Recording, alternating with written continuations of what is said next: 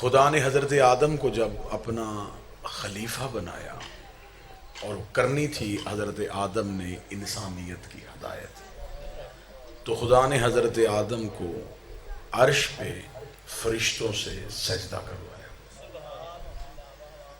میرے مالک تو نے ہدایت ہماری کرنی ہے، آدم ہماری ہدایت کے لیے آنا ہے۔ ہدایت اس نے کرنی تھی انسانوں کی، سجدہ اس سے کروا دیا فرشتوں کو۔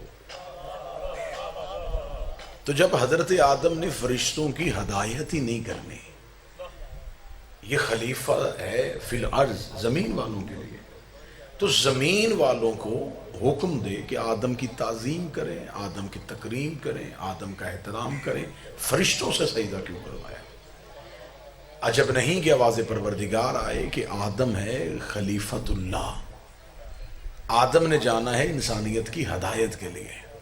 خدا نے کہا کہ جو اصول آج بنے گا یہ اصول قیامت تک چلے گا۔ میں اپنا پہلا خلیفہ بنا کے فرشتوں سے سجدہ کروا کے دنیا کو بتا رہا ہوں کہ میرا خلیفہ وہ ہوتا ہے جسے بندے نہ عزت دیں، فرشتے بھی سجدہ کریں۔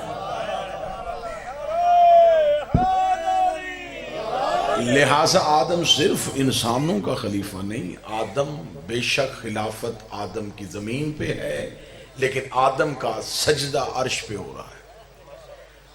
آدم کو فرشتوں نے سجدہ کر دیا اور خدا نے یہ اصول بنا دیا کہ جو میرا خلیفہ ہوتا ہے اسے ضروری نہیں ہوتا کہ اس کے پاس تخت ہو، اس کے پاس تاج ہو، اس کے پاس بادشاہت ہو، توجہ میری طرف کریں گے، اس کے پاس اقتدار ہو۔ میرا خلیفہ تخت اور تاج کا محتاج نہیں۔ گفتگو کا مرکز و محور ہے اس شہنشاہ کی ذات جسے والی خراسان کہا جاتا ہے۔ بندوں کے بنائے ہوئے رضی اللہ ہو سکتے ہیں، اللہ کے بنائے ہوئے رضا ہوتے ہیں۔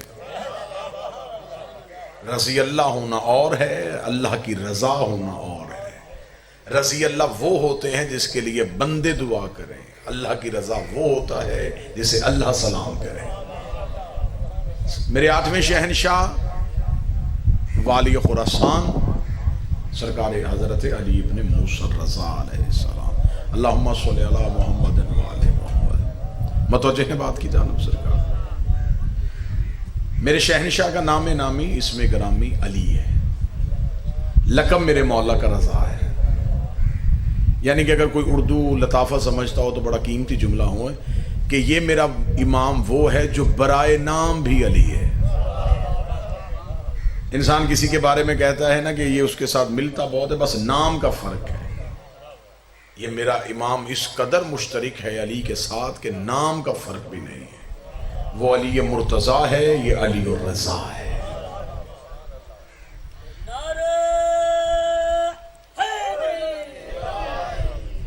اب میرے مالک کا لقب جو رضا ہے، اس کا مطلب ہے کہ یہ خدا کی مکمل مرضیوں کا مالک ہے، خدا کی مکمل رضاؤں کا مالک ہے۔ میرے شہنشاہ کی مسند امامت مدینے میں تھی۔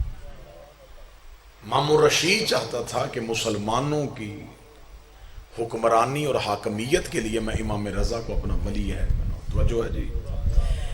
اس نے ولی عہد بنانے کے لیے امام رضا علیہ السلام کو مدینے سے بلایا، امام مدینہ سے نکل پڑے، سواریے امام رضا مدینہ سے چل پڑے۔ لوگوں کو پتہ چل گیا کہ وقت کا محمد اور زمانے کا علی اپنے گھر سے نکل پڑا ہے۔ لاکھوں کی تعداد میں حدیثیں لکھنے والے مورخ ہاتھوں میں کاغذ قلم لے کے امام رضا کی سواری کا انتظار کر رہے تھے۔ نیشا پور ایک جگہ ہے، جو زیارات کر کے آئے ہیں وہ تائید فرمائیں گے۔ امام رضا علیہ السلام کی سواری نیشا پور کے قریب پہنچتی، ہزاروں تاریخ نویس مورخین ہاتھوں میں کاغذ قلم لے کے کھڑے ہیں کہ محمد کا بیٹا کوئی حدیث لکھوائے۔ دوڑ رہے ہیں، کاغذ قلم ہاتھ میں دوڑ رہے ہیں، مولا کچھ بولیں، مولا کچھ بولیں، فرزند رسول کچھ بولیں، رسول کا بیٹا کچھ بول تاکہ ہم لکھیں۔ ذہنوں کو سکون ہو جائے گا جملہ سن کے، کیا کہنا میرا مولا رضا تیری عزت کے ہزاروں کاغذ قلم تیرے پیچھے بھاگ رہے تھے اور تو نے مڑ کے جواب نہ دے کے زمانے کو بتایا کہ میرے نانے نے ایک کاغذ قلم ماننا تھا، اگر تب دے دیتے آج لاکھوں لے کے میرے پیچھے نہ، اگر اس میں کاغذ قلم رسول کے حوالے کر دیا جائے، فرزند رسول کچھ بول گئے، فرزند رسول کچھ کہیے۔ امام رضا علیہ السلام میرے شہنشاہ اپنی سواری سے اٹھے، امام رضا علیہ السلام نے اپنے چہرے سے نقاب کو اٹھایا، نقاب کو اٹھانے کے بعد امام رضا کی آواز آئی، سنو لا الہ ایک قلعہ ہے۔ یہ کہہ کے امام پھر سواری پہ بیٹھ گئے، جملہ کیا کہا؟ لا الہ ایک قلعہ ہے، یہ کہہ کے امام بیٹھ گئے۔ کلام میں امام جو ہوتا ہے یہ امام الکلام ہوتا ہے، امام کی گفتگو حکمت سے بھری ہوئی تھی۔ امام نے کہا لا الہ ایک قلعہ ہے، گھر نہیں، غار نہیں، ایک قلعہ ہے۔ یہ کہہ کے امام سواری پہ جاتے رہے، لوگوں نے کہا مولا آگے بولیے، امام تھوڑا دور جا کے پھر سواری سے اٹھے۔ امام نے اٹھنے کے بعد فرمایا جو اس قلعے میں داخل ہو گیا اسے اللہ کے عذاب سے امان مل گئی۔ لا الہ قلعہ ہے، جو اس میں داخل ہو گیا امن عذاب، وہ اللہ کے عذاب سے بچ گیا۔ یہ کہہ کہ امام کی سواری پھر آگے چلی، لوگ پیچھے دوڑے، مولا اس قلعے میں داخل کیسے ہوتے ہیں؟ امام اس قلعے میں داخل ہونے کی کچھ شرطیں ہیں، شرطوں کا نام آنا تھا، مورخین کے سر سے پسینہ ٹپکنا شروع ہوا۔ امام کہیں گے نماز شرط ہے، روزہ شرط ہے، تقوی شرط ہے، پرہیزگاری شرط ہے، زہد شرط ہے، عبادت شرط ہے، مولا کون سی شرط ہے؟ کوئی ایک شرط تو بتائیے۔ امام نے چہرے سے نقاب اٹھایا، اپنے سینے پہ ہاتھ رکھا، انا من شروطہا، ان شرطوں میں سے ایک شرط میں رضا ہوں۔ ہماری محبت اللہ کو پانے کی شرط ہے۔ جس نے ہمیں پا لیا اس نے اسے پا لیا، جس نے ہمیں چھوڑ دیا اس نے اسے چھوڑ دیا۔ امام رضا علیہ السلام کے اس کلام کی شرح پہ ہزاروں کتابیں لکھی جا چکی ہیں، امام کے اس کلام کی شرح پہ لکھی جا چکی ہیں کہ امام رضا علیہ السلام نے فرمایا جس نے ہمیں پا لیا اس نے اللہ کو پا لیا، جس نے ہمیں چھوڑ دیا اس نے اللہ کو چھوڑ دیا۔ اس کا مطلب ڈائریکٹ اللہ کو ماننے کا کوئی فائدہ نہیں ہوتا، لا الہ تب تک قبول ہی نہیں ہوتا جب تک علی ولی اللہ نہ پڑھ لیا۔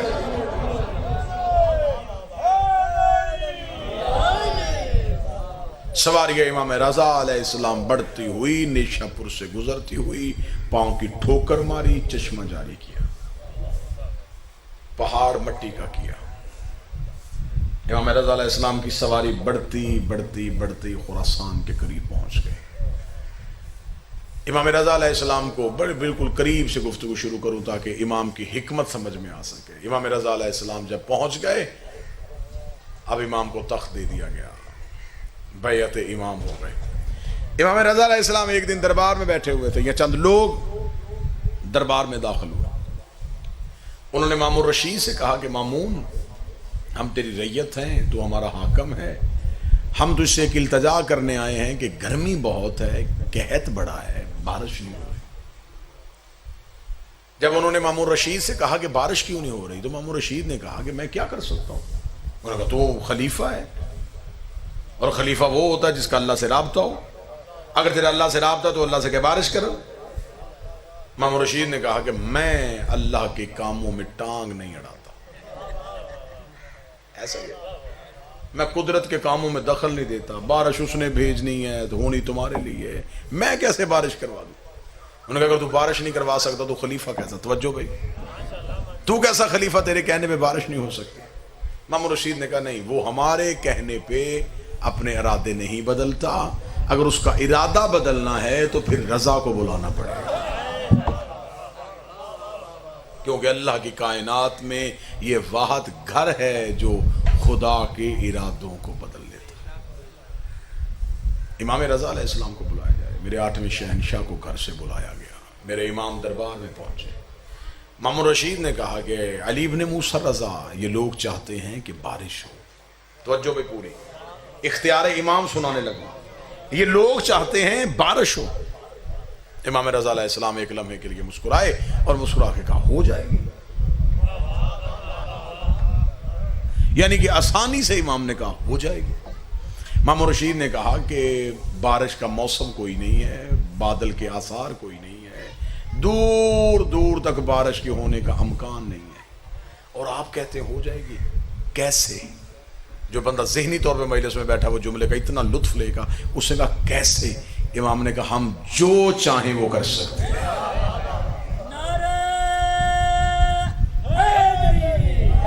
ہم جو چاہیں وہ کر سکتے ہیں. ہم جو چاہیں، ہم جو چاہیں وہ کر. امام نے 3 بار جملہ کہا ہم جو چاہیں وہ کر. ہم جو چاہیں.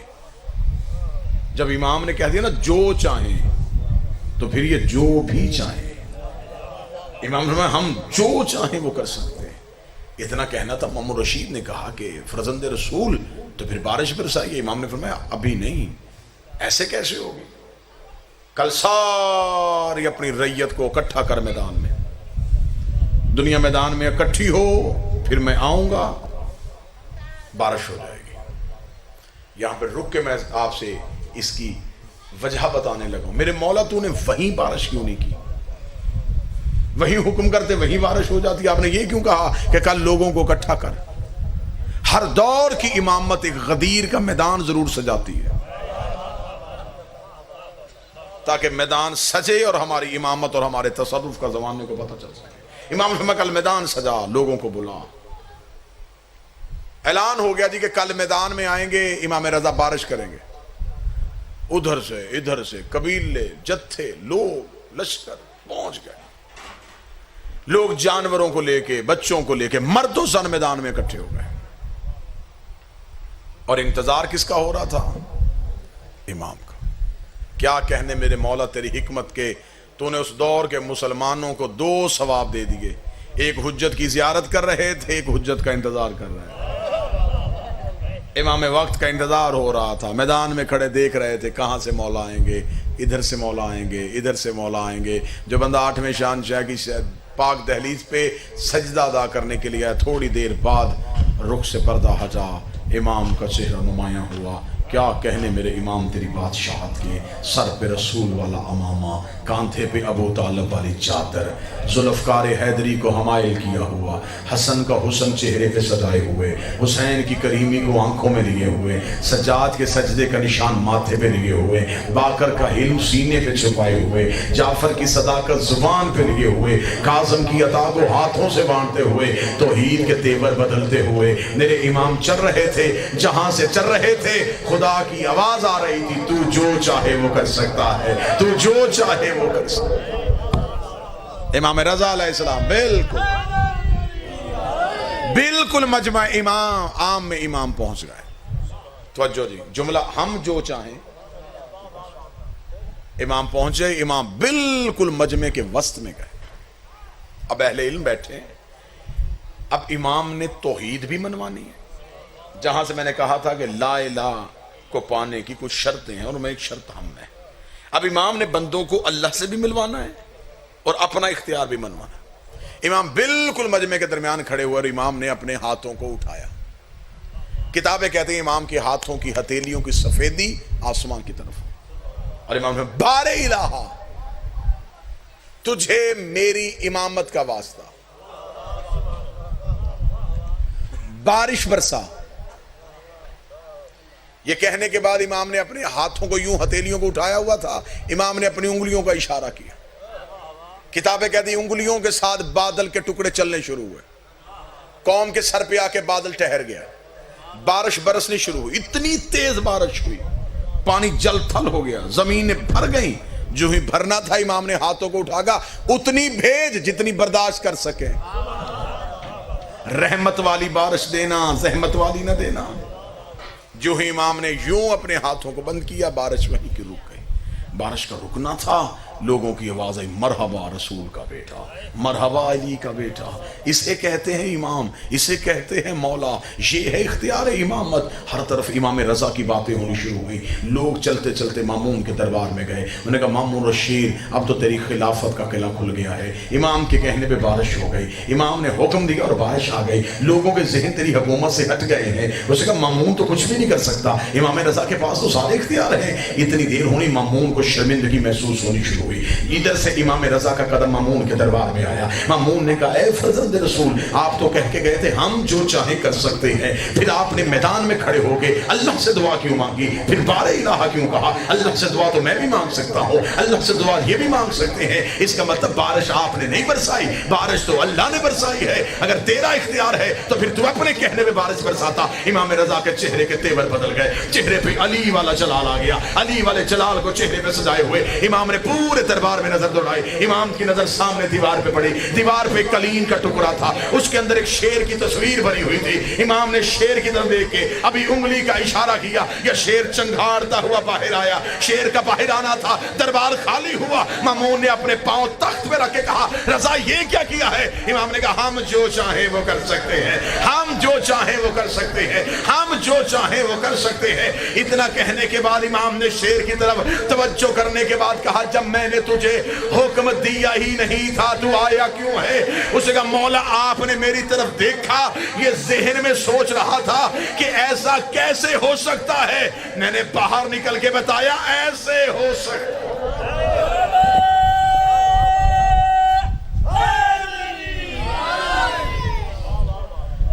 یہ کیا تھا؟ یہ اختیار امام تھا۔ میدان میں اللہ منوایا، دربار میں اپنا اختیار منوایا۔ اگر میدان میں اپنا اختیار منوا دیتے، کئی لوگ اللہ کی بجائے رضا کو سجدہ کر دیتے۔ وہاں الوہیت منانی تھی، دربار میں ولایت منوانی تھی۔ وہاں اللہ منوایا، یہاں آ کے خود کو منوایا۔ آل محمد کے نام وہ نام ہے کہ یہ صرف اسم اعظم نہیں، یہ اسماء حسنہ ہے۔ اکثر ہمارے لوگ، وہ شعر بھی ہے کہ علی کا نام ہی وہ اسم اعظم ہے کہ جس کی سینے پکارا اسی کے کام ہے۔ علی اسم اعظم نہیں، علی اسم حسنہ ہے۔ بس امام رضا کا ایک اور حوالہ اور آپ کو سنا۔ مامون رشید سمندری سفر میں جا رہا تھا، سمندر کا سفر کرنا تھا اس نے، تو اس نے اپنے ایک سپاہی سے کہا کہ جا امام رضا سے دعا لکھوا کے لا، کہ اگر سمندری سفر میں کوئی پریشانی، تکلیف، مصیبت آ جائے تو میں دعا پڑھ لوں۔ امام رضا کا سپاہی چلتا ہوا دربار میں آیا، دربار کے باہر امام سے ملاقات نہ ہوئی، معروف کرخی سے ہو گئی۔ یہ معروف کرخی امام کا چہیتا نوکر ہے، غنیت الطالبین شیخ عبد القادر جیلانی، جسے سنی بھائی غوث پاک کہتے ہیں، انہوں نے اپنے کتاب کے پہلے صفحے پہ لکھا ہے کہ جہاں سے میں نے فیض حاصل کیا، غوث پاک جسے سنی میرے بھائی 11ویں والا پیر کہتے ہیں، انہوں نے اپنی کتاب میں لکھا ہے، صفحے اول میں لکھا ہے کہ میں نے فیض لیا تھا اپنے استاد جنید بغدادی تھے، انہوں نے لیا تھا سرائی سکتی سے، سرائی سکتی نے لیا تھا کرنی سے، اور کرنی نے فیض لیا تھا معروف کرخی سے۔ جو میرے سنی بھائیوں کا غوث پاک ہے، وہ چوتھے پشت پہ جا کے میرے امام رضا کے ماشکی کا شاگرد ہے۔ امام رضا کے شاگرد کا شاگرد نہیں، ماشکی کا شاگرد ہے۔ معروف کرخی تو پانی بھرتا تھا میرے 8ویں بادشاہ۔ مامون کا سپاہی آیا، اس نے کہا، مامون نے کہا کوئی دیوار لکھا کے دے۔ معروف اندر گیا، تھوڑی دیر بعد ایک ٹکڑا کاغذ کا اس کے حوالے کیا، یہ پکڑ دعا۔ مامون سے کہنا مشکل ہے تو اسے پڑھ لینا۔ سپاہی نے ویسے ہی دعا پکڑی، آ کے مامون کو دے دی، مامون نے جیب میں رکھ لی، چلا گیا۔ سفر شروع، این سمندر کے وسط میں پہنچا، تپیڑے، طوفان، ہوائیں، مجھدھار، یوں ہچکولے لینے شروع ہوئی کشتی۔ جلدی جلدی اپنے جیب میں ہاتھ ڈالا، وہ دعا نکالی تو اس دعا میں لکھا تھا، میرے اللہ میری کشتی کو بچا، تجھے معروف کرخی کا واسطہ، میری کشتی بچا، تجھے رضا کا واسطہ نہیں، معروف کرخی کا واسطہ۔ معروف کرخی کا نام پڑھنا تھا، مامون غصے میں لال پیلا ہو گیا۔ اپنے سپاہی سے بلوا کے کہنے کا، دعا کس نے لکھی؟ اس نے کہا مولا رضا نے۔ ملا تھا امام سے؟ نہیں. کس کو ملا تھا؟ اس سے کہا جب میں گیا تو دروازے پہ معروف کھڑا تھا تو میں نے معروف سے کہا تھا دعا لکھوا کے لاؤ. اس کا دھوکہ کر دیا اس نے، بجائے امام سے لکھوانے کے خود ہی لکھ دی. وہ مجھے مارنا چاہتا ہے. یہ کہہ کے اس نے غصے سے اس کاغذ کے ٹکڑے کو یوں لے کے یوں غصے میں دریا میں سمندر میں پھینکا.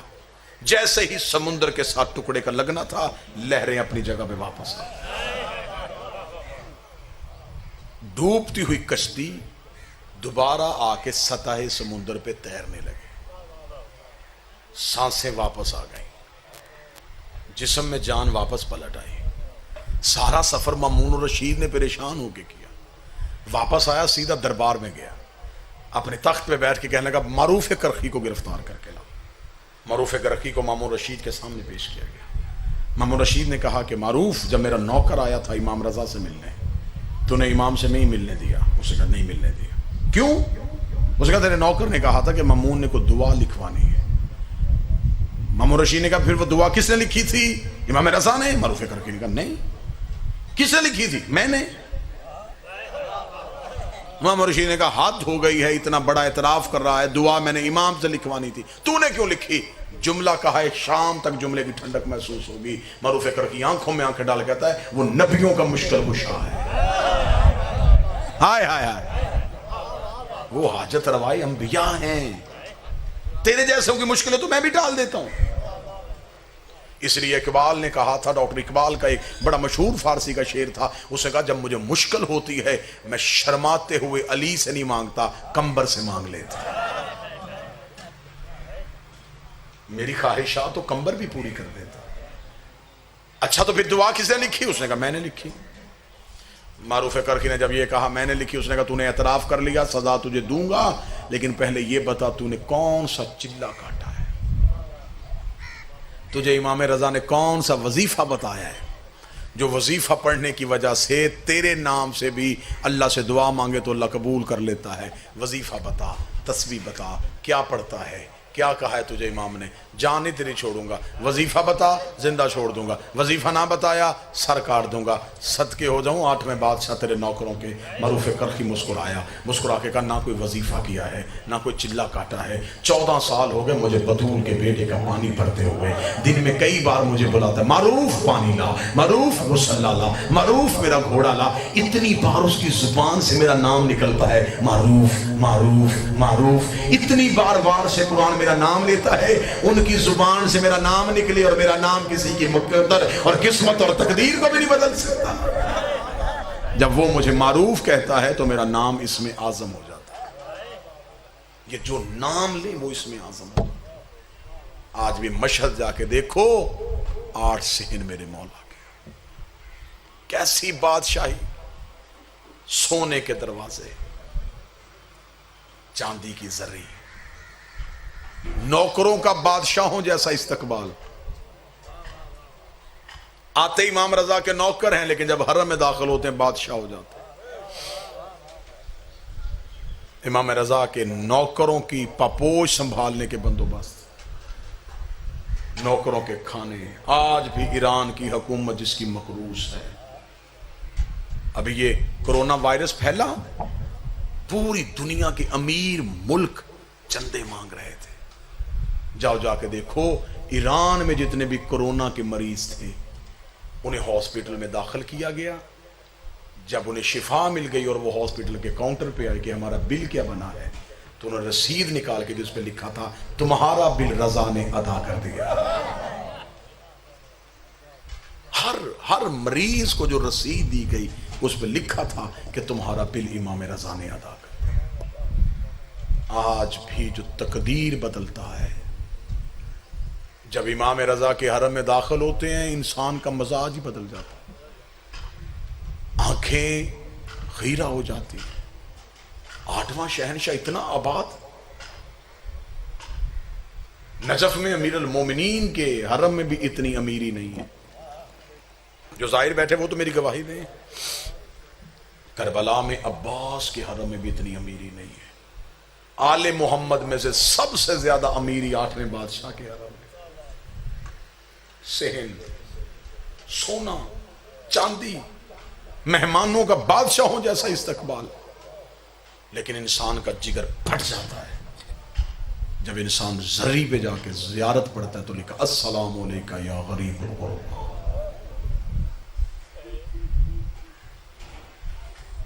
کائنات کا اتنا بڑا امیر خود کو غریب کہلوا کے سلام کرتا ہے.